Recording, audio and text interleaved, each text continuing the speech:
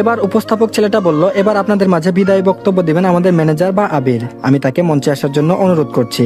তখন ধীর পায়ে আমি মঞ্চের দিকে এগিয়ে যেতে লাগলাম। আমি যাওয়ার সময় সবাই আমাকে করতালি দিয়ে স্বাগতম জানালো। তারপর আমি বললাম, আপনাদের সকলকে আমার পক্ষ থেকে জানাই শুভেচ্ছা ও অভিনন্দন। আশা করি সকলে ভালো আছেন। আমিও আপনাদের দোয়ায় অনেক ভালো আছি। আমার বিদায়টা চিরবিদায় নয়, আমি মাঝে মধ্যে আসবো।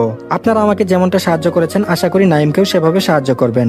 আপনারা তাকে আমার মতোই ভাববেন। আমি যেমনটা আপনাদের সাথে থেকে কাজ করেছি, আপনারা তার সাথে সেভাবে কাজ করবেন। সে আপনাদের আমার মতোই সাপোর্ট করবে।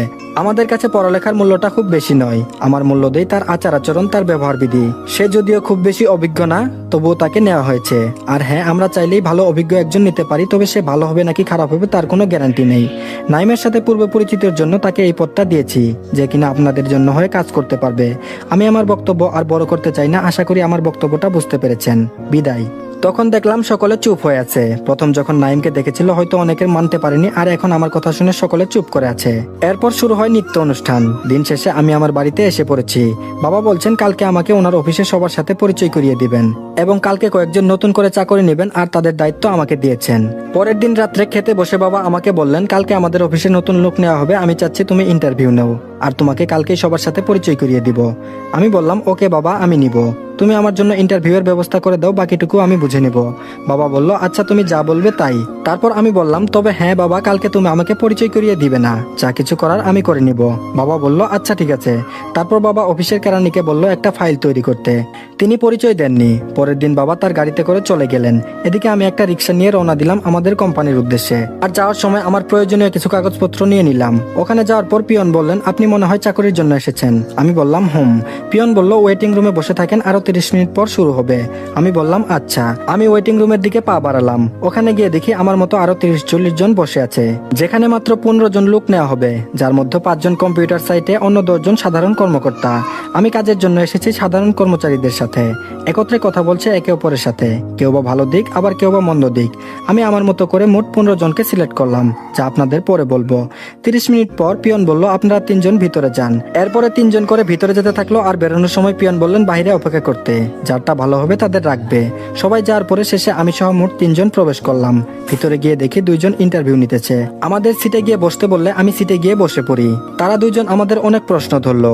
আমি আর আরেকজন পারলাম, কিন্তু 3য় জন ঠিক মতো উত্তর দিতে পারলো না। সব প্রশ্ন শেষে প্রথম জন বলল, আপনারা এখানে চাকরি করতে চান, যে কারণে ইন্টারভিউ দিয়েছেন এবং উত্তর ভালো মতো দিয়েছেন, কিন্তু দ্বিতীয় জন বলল, কিন্তু হচ্ছে আপনারা এদেশের সবচেয়ে ভালো বা প্রথম স্থানে থাকা কোম্পানিতে চাকরি করতে এসেছেন, এজন্য কিছু তো দিতে হবে। আমি বললাম, কত দিতে হবে? প্রশ্নকর্তা বলল, এই ধরেন 10 লাখ। তৃতীয় জন বলল, আমি দিতে পারবো, তাহলে কি আমার চাকরি হবে? প্রশ্নকর্তা বলল, হয়ে যাবে। দ্বিতীয় জন বলল, আমি কিভাবে দিব? বাবা মা গরিব, দিন এনে দিন খাই, এত টাকা কিভাবে দিব? আমার ছোট একটা বোনও আছে, আমার তাহলে মনে হয় চাকরিটা হবে না। কিন্তু সেই দ্বিতীয় জন ভালোভাবে প্রশ্নের উত্তরগুলো সব দিয়েছিল।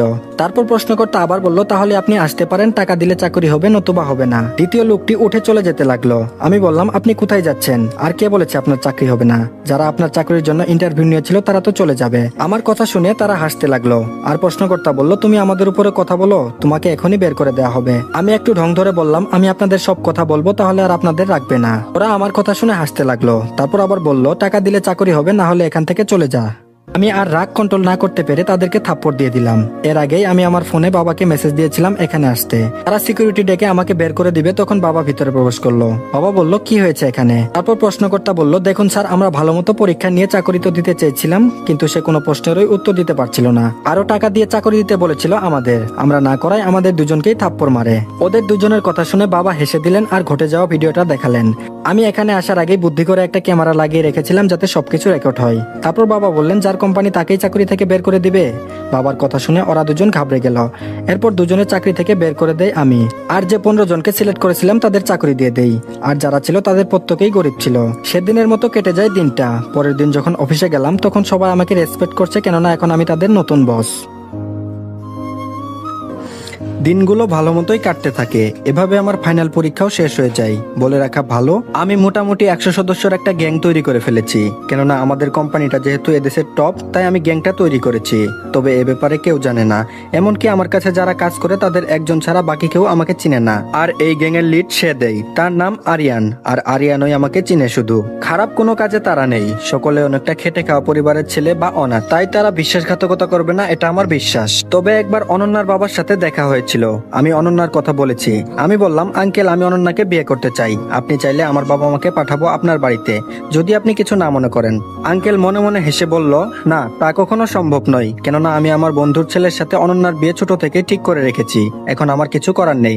আমি ওনার কথা শুনে স্তব্ধ হয়ে গেলাম। আমার কাছে কেমন যেন নিজেকে খুব ভাগ্যবান মনে হচ্ছে, কেননা আমার সাথে সবসময় এমন হয়। ওদিকে অনন্যার বাবা অনন্যার অবস্থা দেখে আমার কথা বলে দিয়েছেন, যে কারণে সে আগের মতোই আছে, আর শুধু আমারই অজানা।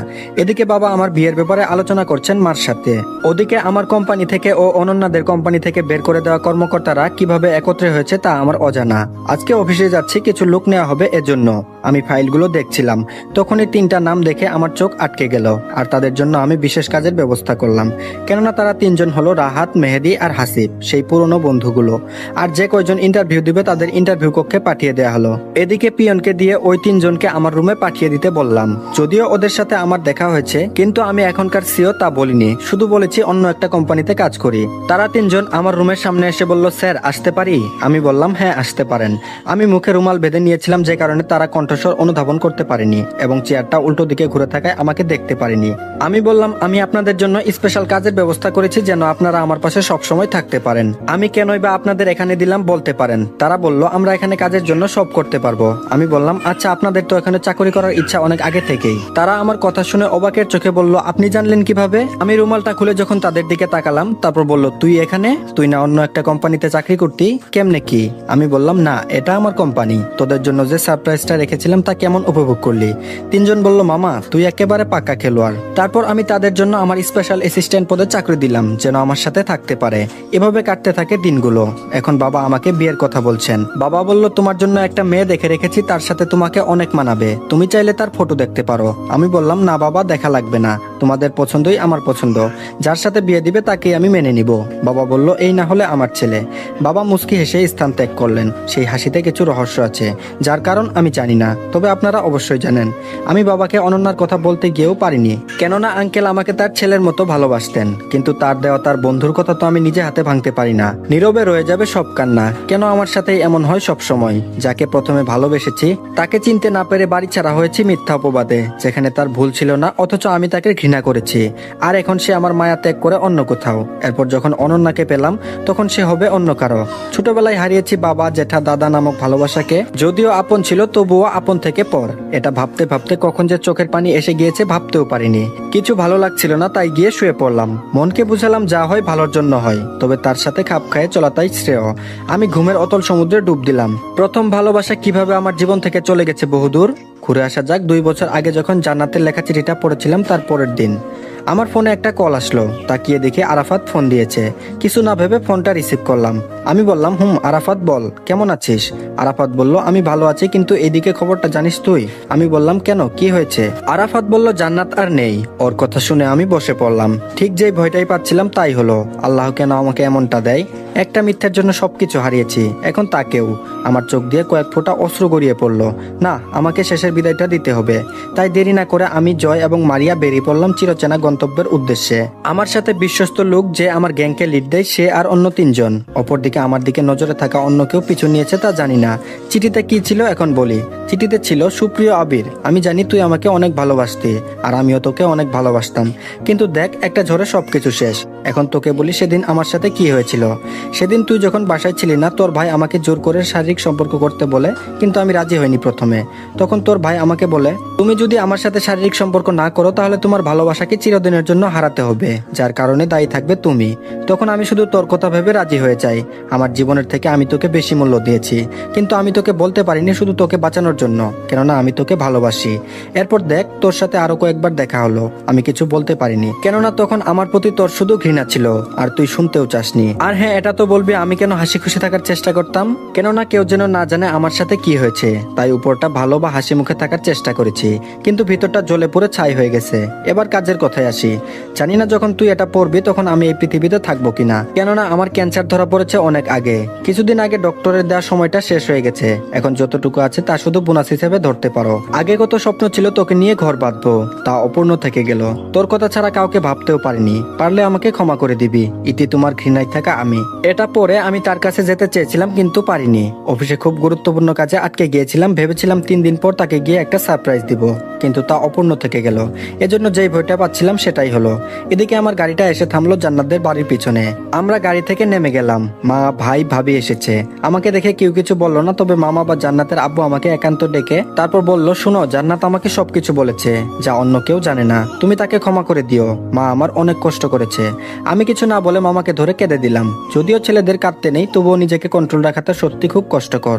এরপর আমি জয় ছাড়া আর কারোর সাথে কথা বলিনি, শুধু মনে মনে ভাবছিলাম যা হবে মাটি দেওয়ার পর এখন কিছু করব না। জান্নাতের জানাজা শেষ করে মাটি দেওয়ার কাজ সম্পূর্ণ হলো। বাড়িতে এখন মানুষ আছে অনেক। আমি মামার ঘরে আসলাম, সেখানে গিয়ে দেখি কয়েকজন আছে। কিছুক্ষণ পরে ওরা চলে গেল। আমি ভাবলাম যা কিছু করার এখানেই সমাধানটা করার উপযুক্ত সময়। আমি আরাফাতকে দিয়ে সবাইকে ডেকে পাঠালাম, সকলে চলে আসলো। আমি বললাম, ভাইয়া, আমি চাইলে যেদিন মিথ্যা অপবাদে বাড়ি থেকে বের হয়েছিলাম সেদিনই সবকিছু বলতে পারতাম, কিন্তু ভাবির কি হবে তা ভেবে আমি বলিনি। কিন্তু জান্নাত আমাকে যা বলেছে তার জন্য শুধু তুমি দায়ী। কি দোষ ছিল আমার? আমি তো তোমার কিছু করিনি, কেন করলে আমার সাথে এমন? সকলে নীরব দর্শকের মতো চেয়েছিল, সব যেন তাদের মাথার উপর দিয়ে যাচ্ছিল। ভাইয়া বলল, আমি সম্পত্তির নেশায় পাগল ছিলাম, তখন চাইলেও বের হতে পারিনি। কিন্তু দেখ, তোকে অনেকটা খুঁজেছি কিন্তু ফলাফল স্বরূপ শূন্য। আজকে যেহেতু তোকে পেয়েছি তাই ভেবেছিলাম সবকিছু মিটিয়ে তোকে বলবো, তারপর তুই যা শাস্তি দিবি তাই আমি মেনে নেব। তবে শোন, আমার মাথায় কি ভূত চেপেছিল সেই দিন। তোরা কেউ বাসায় ছিলি না, যে কারণে আমার মাথায় শয়তানি বুদ্ধি খেলে যায় তোকে বের করার। তুই আমার আপন কেউ না। আমি তখন চাইনি আমার এই সম্পত্তি অন্য কেউ ভোগ করুক, তাই জান্নাতকে অস্ত্র হিসেবে ব্যবহার করেছি। এরপর তুই সব জানিস। পরে আমি বুঝেছি টাকা জীবনে সবকিছু না। একজনকে হারালে সমস্ত টাকা পয়সা তার কাছে কিছু না। যদিও বাসায় বলিনি, কিন্তু আমি তোকে অনেক খুঁজেছি। এখন তুই আমাকে যেই শাস্তি দিবি আমি তাই মাথা পেতে নিব। এমন সময় গুলির শব্দ হলো। কিছু বুঝে ওঠার আগেই আরিয়ান এবং তার সাথে থাকা 3 জন শব্দের দিকে 5-6টা বুলেট ছুড়লো। এবার বুঝিয়ে বলি, যখন ভাইয়া কথা বলা শেষ করলো তখন দেখলো অপরিচিত 3 জন লোকের মধ্যে একজন আমার দিকে গুলি ছুড়েছে। তাই আমাকে বাঁচাতে গিয়ে ভাইয়ার ডান হাতের বাহুতে গুলিটা লাগে।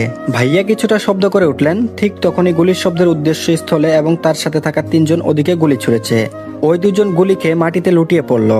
আরেকজন মারা যায়নি এখনো, তাই তাকে কিছু জিজ্ঞাসা করার পূর্বে জ্ঞান হারিয়ে ফেলে। দেরি না করে ভাইয়া এবং 3 জন ব্যক্তিকে নিয়ে চললাম হাসপাতালের উদ্দেশ্যে। কিন্তু দুঃখের বিষয় হলো যাত্রাপথে সেও মারা গেল। আমি অনেকটা চিন্তায় পড়ে গেলাম, কেননা সে আমাকে মারতে চাই। এদের 3 জনের সবাই আমার অচেনা, তবে কে এরা? নাকি আমার জন্য এর থেকেও ভয়ঙ্কর কিছু অপেক্ষা করছে? আমি পড়ে গেলাম ভাবনার জগতে। অপরদিকে যারা আমাকে মারতে পাঠিয়েছিল তারা ভাবছে ওর সাথে থাকা সিকিউরিটি মেরেছে ওদের, নাকি অন্য কেউ। আমাদের তাকে শেষ করাটা আরো কঠিন হয়ে গেল। সব চিন্তা রেখে আমি ভাইয়াকে নিয়ে ভাবলাম, ভাইয়া যেহেতু আমাকে বাঁচানোর জন্য নিজেকে বিলিয়ে দিল, তাই ভাইয়া এমন কিছু করতেই পারে না। ভাইয়া তো তার ভুল বুঝতে পেরেছে, তাকে আমি ক্ষমা করে দিব। এটাই ভালো হবে, ভুল মানুষেরই হয়।